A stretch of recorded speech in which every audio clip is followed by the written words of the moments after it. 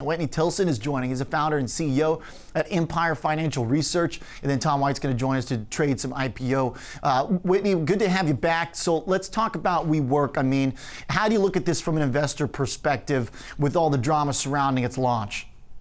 Right. Well, I think it's an embodiment of this whole unicorn phenomenon, one heck of a stock market bubble that's been going on. And I view we as the sort of final blow-off phase. Sort of reminds me back in the internet bubble days at the start of my career 20 years ago. This company has a horrible business model, the worst corporate governance I've ever seen, though they've tried to clean that up a little bit. It's,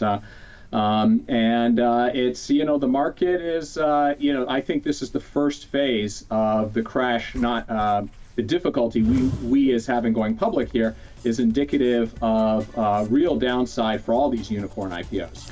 Now, Whitney, on the one hand, totally understand the skepticism because the company, look, it's not going to any ESG funds anytime soon, right? We've seen a lot of the reports. The company's now trying to rein in basically the role of the CEO. But at the same time, the fact that this is now getting slashed before it comes to the public, there seems to be some, discernment happening by the private market as it goes public. Is that frothy to take a company and go, you know what? Forget it. It's actually worth a quarter of what we thought.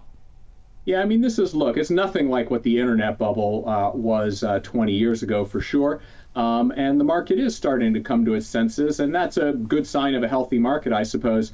But, when you look at other unicorn stocks, like take Slack, for example, it came out at 25 times revenues, ripped up to 32 times revenues. Insiders were dumping like crazy.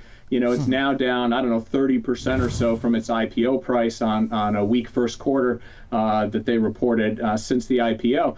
But it's still trading at 20 plus times revenues, and it's probably going to get cut in half. And that's what it should. It's a good company with a good product, but the valuations just got really silly.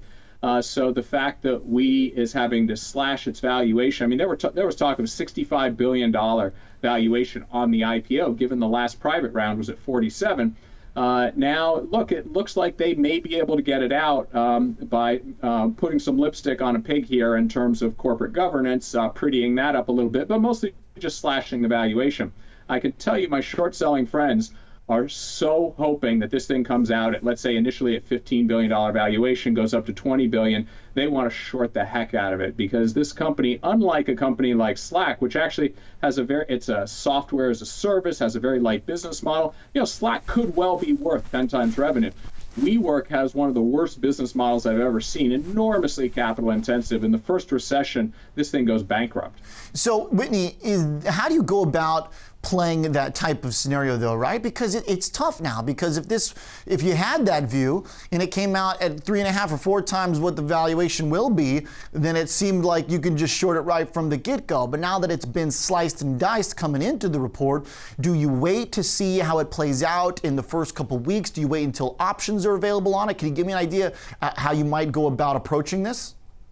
Yeah, well, look, generally my advice for individual investors is don't short, period. And shorting, high-flying IPOs or even somewhat wounded IPOs can be a very dangerous game. Generally, what I look for is most companies go public and they've got at least one strong quarter, if not two, sort of baked in. And the options lockup is where insiders can start dumping. Usually takes place 6 months later, though companies are getting increasingly aggressive. So usually you sort of want to be patient.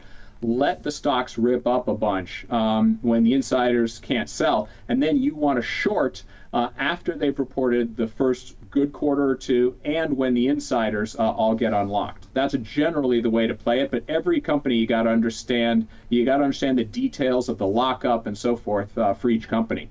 Whitney, are there IPOs over the past year that you feel are a good value, or is the decline in Slack, Uber, and some of the most popular ones suggestive that those that are the most popular are kind of the most exposed?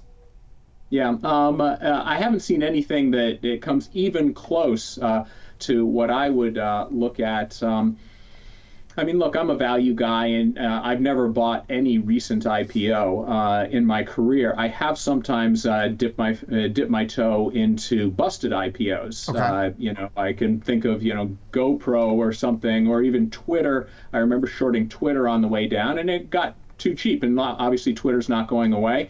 So sometimes you can do bottom fishing amidst the carnage, but we're nowhere near that in any of the recent unicorns. I mean, don't get sucked in just because they've been cut in half, and some of them have. Don't think that that's cheap, because they're still trading at some obscene valuation. Whitney, before we let you go, I want to also just expand this to the market overall, because what we saw over the past 7 days before this little bit of oil crisis situation was a big rebound in so-called value companies, value factor ETFs, and more. As a value investor, do you think people were looking at this market and bottom fishing, or is there real value to be had? Tell me what your take is from this last week where we saw a big shift in investor preference. Yeah, I definitely noticed that rotation in my recommended portfolio to my subscribers. We had been recommending to them some truly beaten down, ridiculously cheap stocks. Our latest one just a few weeks ago was Capri Holdings, which is the old Michael Kors. And they also own Versace and Jimmy Choo. So you get three premier worldwide luxury brands. And it was trading at about, let's see, it got down to 5 times this year's earnings, not EBITDA or whatever, earning, PE multiple of 5. And the company is actually a pretty good company, and it generates a lot of cash flow. It's not like one of these beaten down mall-based retailers that's going to zero.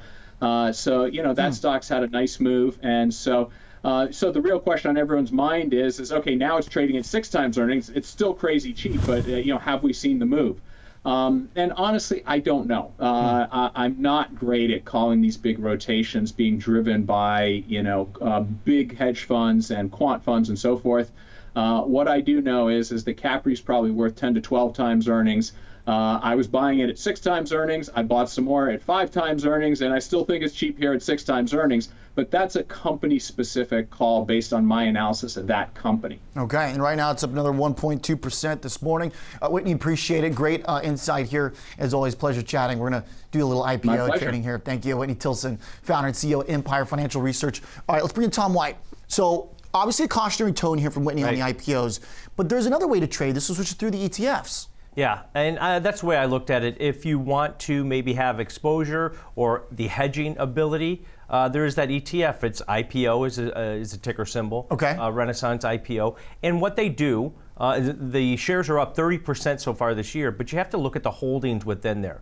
They can hold these companies, IPO companies, for 2 years, and then they reassess after that quarter that they hit the 2-year mark. And what you look at here is you got Spotify in here, you've got Roku, you've got Slack in there, Work, you've got Uber in there. I think the biggest holdings are about 8%. But that's why this thing's up 30%, because Roku was involved and Spotify were involved. So they beat against what you saw in Uber and what you saw in Slack. Interesting. And some of the moves in the other names in here. But if you're taking Whitney's view, which is that, look, we're kind of near the top, yes, froth, how would you place to the downside? Well, that's what I always also looked at. If you're going to get into Airbnb when it comes out, WeWork when it comes out, and you want some downside exposure to cover maybe your positions that you want to be long the stock, IPO, this ETF's a good way to play it. And I just created a January, so I wanted to go out pretty far, about 123 days to expiration, buying the 31 puts, selling the 26 puts, creating a long put vertical that's bearish in nature. And I like to buy that in the money put, the 31 strike, so I start seeing appreciation in the actual cost of that vertical. Now, you got to remember, IPO, this ETF, isn't heavily traded. Okay. So make sure that you use, if you're going into names like this that don't have a lot of open interest. Be nimble. Yeah, be nimble. Know what your price is. On this, you pay $120 for a $5 wide put vertical. Your risk is $120. Your potential reward's $380. And this might be able to hedge your exposure to any IPO market. Or if you just want to take that stance that Whitney even mentioned, if you don't believe in this IPO market and you think there's more pain to come, this is a way to play it. I went out a little bit further in duration. We will get some more IPOs that come out. Some of the better names might split off because they've been IPO'd for 2 years. And then this is a way to play it if you want to take a speculative position or a possible hedging against an existing position that you have in an IPO stock. And it's interesting because depending on how much you've got on each side, you could kind of mix and match it. Let's say you really dislike a particular IPO, but you like the IPO market overall, you could long this ETF and then short the Uber or whatever you think is a big bust. Yeah, and that's the same thing. If you wanted to buy the call spread, you'd buy the 30 calls because you want to buy something that's in the money on the call side, which makes it bullish. Because that way you get your more bang for your buck. You don't worry about the fact that you're buying out of the money options, which start decaying. Even if you get that move that you need in either direction, maybe it doesn't expand in price. All right, there we go. Tom White, appreciate it.